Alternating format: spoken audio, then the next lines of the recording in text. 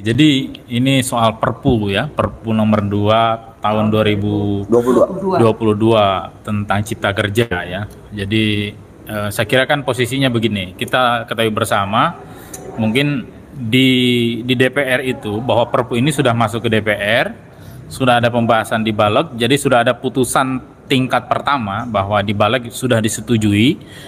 Seluruh praksi saya kira juga sudah oke. Tujuh praksi. 7 praksi sudah oke, dan 2 yang tetap bersikukuh menolak. Kalau nggak salah itu Partai Demokrat dan Partai PKS ya. Jadi, namun tidak sampai pada pengesahan di dalam sidang paripurna. Nah, saya kira dasar kita hanya satu.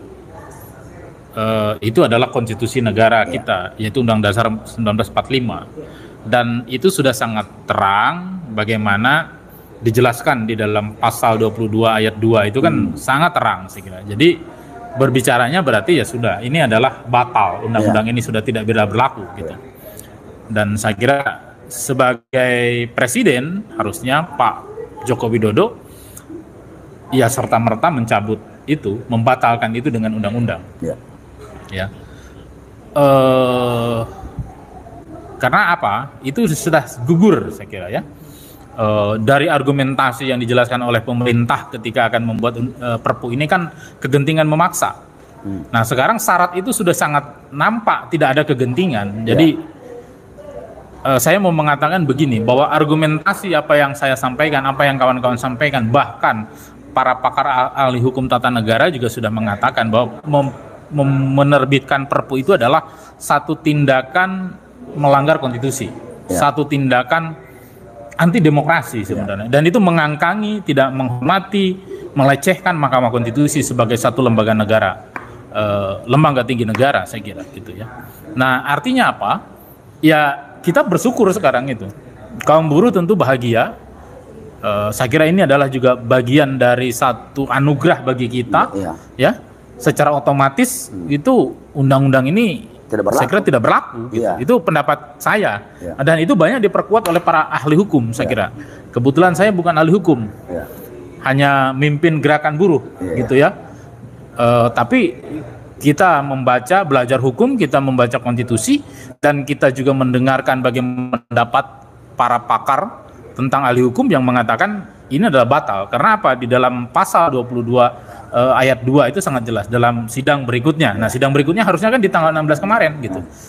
Dan itu kalaupun kita akan tahu, pasti pemerintah juga DPR akan banyak argumentasi, akan membuat dalih, alasan macam-macam, bahkan juga akan ada pakar-pakar hukum, ahli hukum, akademisi yang akan membenarkan bahwa undang-undang ini berlaku, dan kita udah tahu itu. Nah, saya kira kita rakyat tidak akan bisa dibohongi dengan hal seperti itu gitu. Silakan mereka mengoceh mencari 1000 alasan, tapi saya kira konstitusi sudah terang benderang mengatakan itu gitu. Dan itu adalah satu tindakan kalau memang Presiden Republik Indonesia ini adalah memang dia patuh taat terhadap konstitusi, saya kira jelas harus jalankan apa yang tertera di dalam konstitusi gitu ya. Di situ, dan saya kira kaum buruh ini untuk memastikan, nah saya mau memastikan aja gitu, kita semua kaum buruh seluruh rakyat Indonesia, mari turun bersama-sama di tanggal 28 Februari 2023, mulai jam 10 sampai dengan selesai, kita datangi gedung DPR MPR untuk menyatakan sikap secara terang benderang tentang Perpu Cipta Kerja ini, ya harus dibatalkan, ya kan? Itu dan sudah batal secara konstitusi. Ya, kita ingin memastikan itu aja.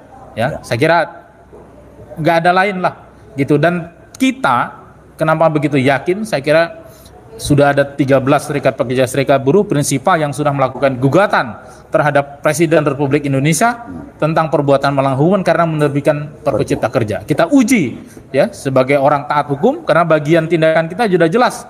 Kita ngambil langkah untuk melakukan gugatan JR terhadap MK, terhadap PMH, terhadap di PT UN, juga itulah bagian kecintaan kita menjaga konstitusi Republik ini supaya tidak dilecehkan oleh siapapun, sekalipun oleh presiden. Karena memang sumpah jabatannya presiden itu harus tunduk patuh terhadap konstitusi. Saya kira itu penjelasan dari saya.